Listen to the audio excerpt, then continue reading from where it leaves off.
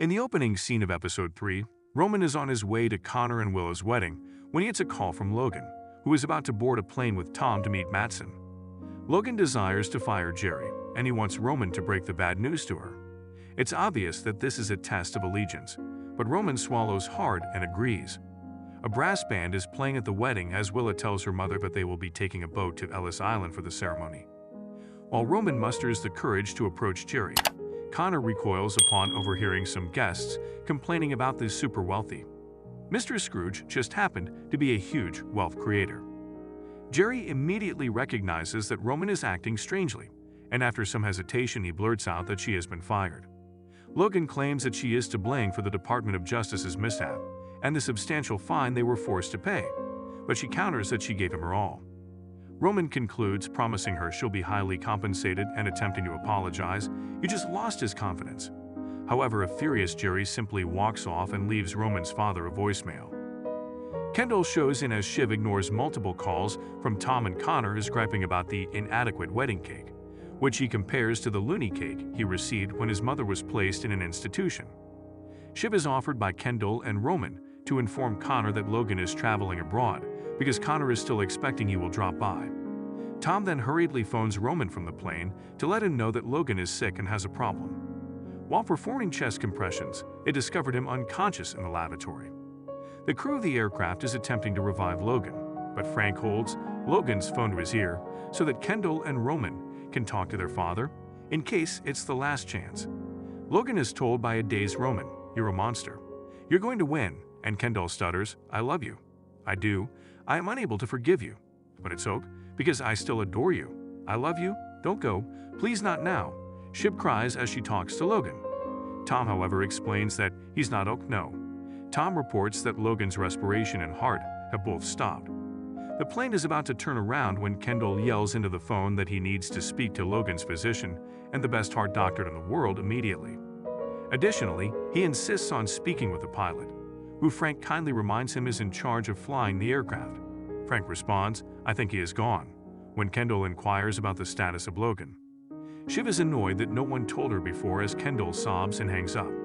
They realize they need to tell Connor because Roman is confused and can't even recall what he said to Logan. "Did I say I loved him?" He is approached and informed that they believe Logan might be dead. "Is he then?" Connor answers icily, processing his father's mixed thoughts before saying he can't handle this right now and leaves.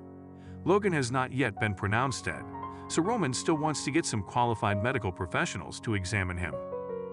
Carolina begins preparing for the worst while Carrie says, "That was so weird," while shivering and visibly shocked. Because Logan is dead, Tom contacts Greg and asks him to leave the wedding and head to the workplace. Tom says, "I'm not okay. We need to keep this quiet for the time being since the value of Waystar's shares could plummet." Roman refuses to accept his death despite Hugo's condolences, saying, "What if it's a big test?" The Roy siblings aren't yet prepared to discuss it, but the attorneys are beginning to draw the statement. As they begin to argue, Kendall reminds them that what we do today will always be the thing we did the day our father died. Shiv asks if they can circle the plane while they think about how to handle this, while Roman wants them to land right away so a doctor can see Logan. When Willa and Connor discuss delaying the wedding, Connor worries that she could change her mind. She is very vibrant and youthful, but she also says, "My father is dead and I feel old." She concedes there is something to be said for money and safety, but unhappy when he directly asks if she is only with him for his money. "I am." She promises not to leave him, at least not today. Kendall begins discussing funeral arrangements. "We could do Reagan's with tweaks," and consults Roman and Shiv regarding the sale of Gojo. Do they carry it out or do they keep our options open?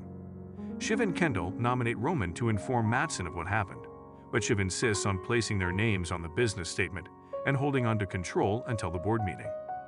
To get to the airport where Logan's plane is landing and a press conference is scheduled, the three of them board a helicopter. When Roman inquires if they will be all right, Kendall responds that they will before everyone cracks a joke about how screw they are. Shiv takes the initiative, telling the media that Logan was declared dead upon arrival, paying him respects, and adding that the board will convene to discuss the next course of action. Shiv responds, "We intend to be there," when a reporter inquires about their intended involvement. Before giving each other a heartfelt three-way hug, Kendall, Roman, and Shiv consider going to see Logan's body as Waystar's stock price plummets. After all, Connor and Willa get married in front of a small gathering of people, while Shiv and Tom drive home together and Kendall waits behind to see his father's body being carried into an ambulance. The closest Connor's wedding gets to a spectacular ceremony is this, although even here, it's downplayed and minimized. The scenario is shot from a distance, far enough to make it appear little but just close enough to show the EMT's struggle as they descend the steep stairs. The corpse is totally hidden inside a plain black body bag. There is a point being made here. No amount of Logan's wealth or elitism could alter the somber, typical, and unremarkable circumstances of his passing. But it's also the last element in the remarkable narrative achievement of succession.